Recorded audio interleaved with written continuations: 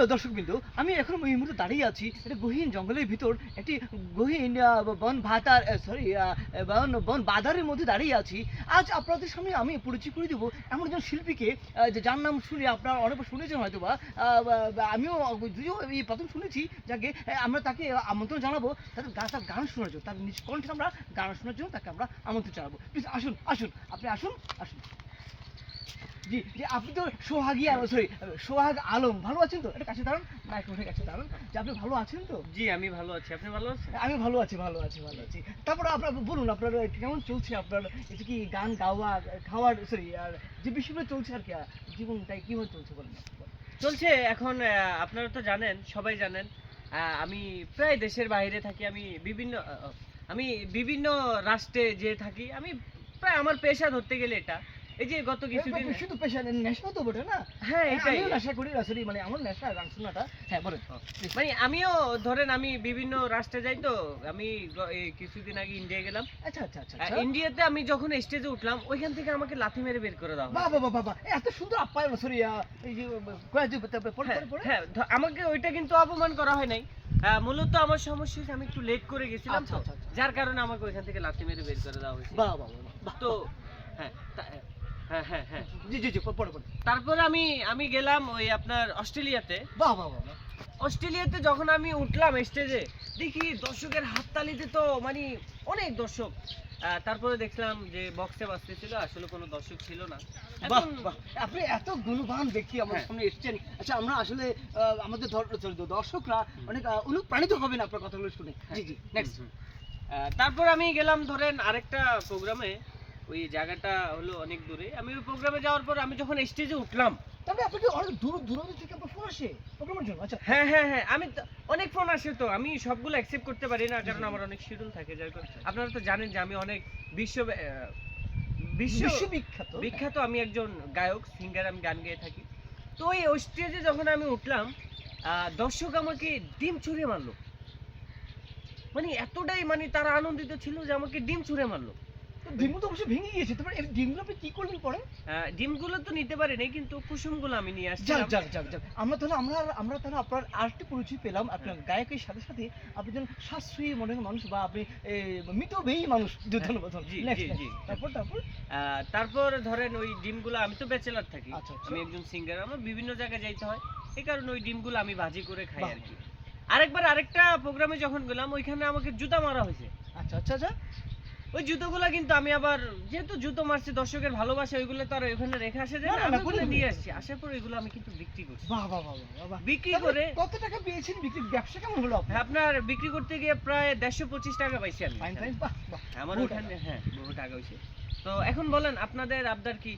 আসলে আমাদের দর্শকবৃন্দ আসলে অনেকক্ষণ যাবত অপেক্ষা করেছিল আপনার মুখে একটা কণ্ঠে একটা গান শোনার জন্য।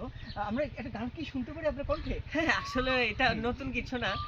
দর্শক আমার গান শোনার জন্য উৎসুক, সেটা আমি জানি। হ্যাঁ, অবশ্যই শুনতে পারবেন। বলেন কি গান শুনবেন? একটা কি গান আছে না, মানে কি গান যেন, কি গান, কি কোনটা ওইসে থাকে না, এত ফ্রিজ থাকে না। হ্যাঁ, মনটা না কেমনে শুরু করে দিতাম? কি বেহায়া মনটা। আপনি এবার যে গানটি গাইবেন সেটা হচ্ছে বেহায়া মনটা লইয়া। এই গানটা একটু আমাদের শোনাবেন প্লিজ। আপনি এখন যে গানটা গাইবেন, ওই বেহায়া মনটা নিয়ে যে গানটা আছে না, ওই গানটা আপনি। আচ্ছা, ওইটা ধরতে গেলে আমার খুব পছন্দের খাবার। ওইটা আমি পছন্দের গান। হ্যাঁ, পছন্দের গান আর কি। ওইটা আমাদের ভাষায়, ওইটা আমাদের সিঙ্গার যারা আছে, ওইটা আমাদের ভাষায়, ওইটা আপনি বুঝবেন না, আপনি তো সিঙ্গার না। তো ওই গানটা আমি প্রায় সময় গেয়ে থাকি।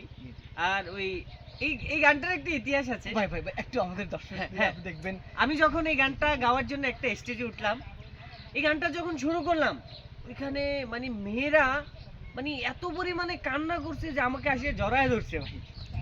তারপর থেকে আমি স্টেজে ওঠার পর এই গানটা মানে যখনই গাই, তখনই আমি আগেই বলে দিই যে কেউ কান্নাকাটি করবে না। আমি গাইবো না, আমি গাইবো না, আমি কান্না করবো না, সমস্যা নেই, আপনি গান। হ্যাঁ, আমি গাচ্ছি, কান্না করবেন না কিন্তু। না একদম।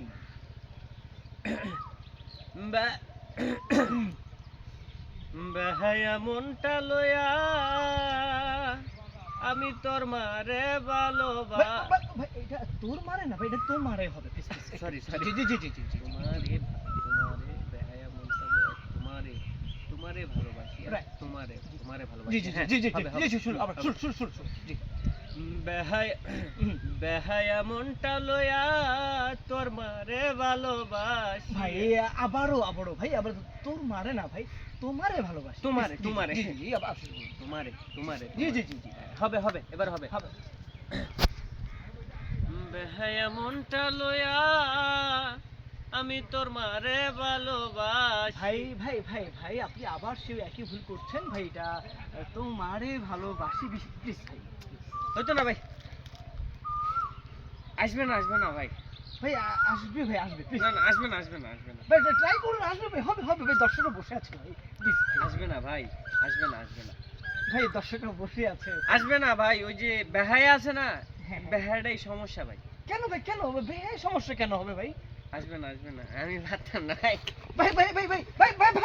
ভাই আমার দর্শক ভাই আমার দর্শক ভাই হ্যালো দর্শক বিন্দু আমি আসলে আন্তরিকভাবে দুঃখিত যে আমাদের এই মুহূর্তে স্টেজ থেকে আমাদের শিল্পী গায়ক দূরে পালিয়ে গেছেন সরি আমরা তবে হ্যাঁ আমরা নেক্সট উইকে আমরা যখন আপনাদের সামনে আসবো আমরা আরো সুনাম ধন্য অনেক বড় গায়ক নিয়ে আসবো Please. ততক্ষণ পর্যন্ত আপনি আসবো ভালো থাকবেন।